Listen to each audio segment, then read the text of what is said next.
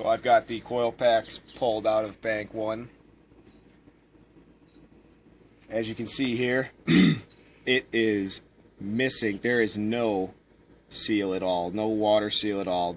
It's all one of them. The middle one was also a no-name aftermarket.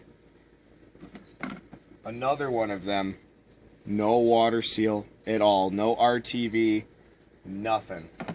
Only one of the coil packs had a seal. None of them had any oil in it. I'm very surprised. Now, pan over here.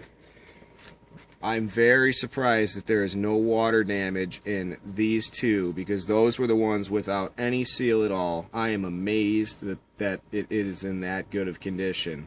That is poor that's poor mechanic work right there. Just sloppy work that we are going to address. We are just going to put some RTV on there just due to our, limited budget for this build.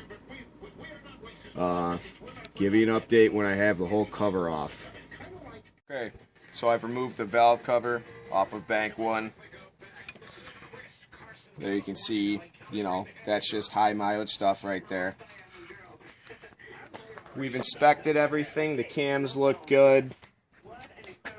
The cam chain actuator appears to be just fine.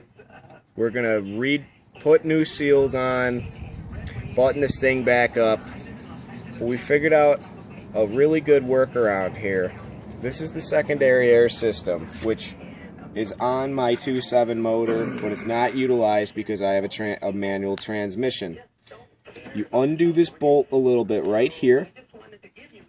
You take your pliers, needle nose, what have you, bend this nipple over, because again, this is not utilized on this system. And you have your assistant take a pry bar and just persuade it, don't break it, just persuade it over while you pull off the cover. And that's a neat little trick we've just figured out for you guys. So we're gonna do the seals, get this puppy buttoned up.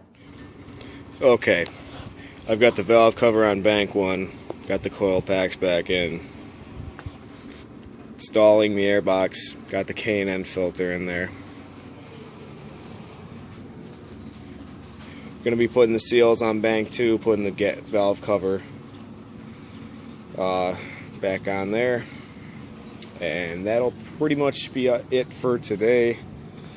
We ordered the part, the tensioner there, that's going to be here in a week, so we're sort of at a standstill until then. And I'm changing bank 2's cam chain actuator. It was so hand grenaded, I had no choice but to mark and disconnect the timing belt, remove the timing belt tensioner, and remove the exhaust cam as well. So I ended up taking both cams out, which I didn't want to. I don't know if you can see it or not. That tension was so bad it was starting to chew the chain through the bottom of the cylinder head. Okay. Which sucks. But just a little bit more procedure that I wanted to do. Normally you can change those actuators by just taking the intake cam out. I could not get it to clear the chain. I couldn't get the thing to collapse with a special tool. It was just hand grenaded. And we'll get all this cleaned up. We'll get the tensioner, which is located right here, which is off. Get that reset and pinned. And I went ahead and marked all my timing belt marks, my crank marks. Well, the other cam's not here, but it's marked as well. The chains are marked. So everything go back right where the vehicle, the engine's sitting static right now. Alrighty, we have the new timing belt tensioner installed. We have our timing belt lined up with all of the marks. We removed the water pump and inspected it. It's fine. Inspected all our pulleys. They're fine. Now I'm going to be buttoning it up. And shortly we'll be putting the radiator support in and hang the radiator. Then we're going to run it. We've got our new cam tensioner in, our new valve cover gaskets. We inspected the rear tensioner on bank 1 and its cam. It's all wonderful. Alright, give me a few minutes here and hopefully we'll have it running shortly. Well, we got the serpentine belt back on, all the pulleys, the clutch fan, the charge pipes, the upper plenum.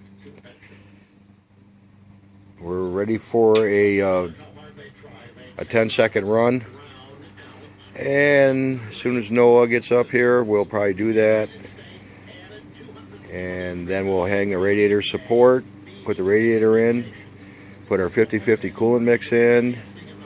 We'll let it get up to temperature, make sure we don't have any issues, then we'll put the rest of the car back together. Stay tuned. Okay, numb lungs, light that candle.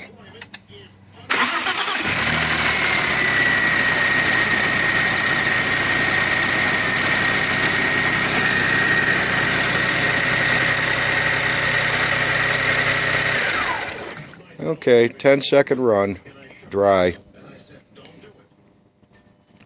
Alright, we'll get back. Alright. We threw the radiator back in, the upper support. We lit the candle on it. Very smooth. Chain rattle's gone. Idle vibration's gone. We've let it get up to temperature. Had to burp a lot of air out of the system, which if anyone has experience with these A6s, it's a lot of starts and stops to get it to burp out. I'm going to walk over here to numb lungs, and take a peek here at the temperature gauge. Take the camera, which is stable. Alrighty. Numb lungs, you got anything to say? I hope it was only airlocked. That's all I gotta say right now. And what are you doing right now? We scanned it for codes, and we're gonna try and see if we can activate our secondary fan. Yeah, we're having an issue with secondary fans not coming on at high temperature. We'll probably have some film on that to resolve that issue. We did a bypass jump to run them. There'll be more information to come. We'll keep you updated.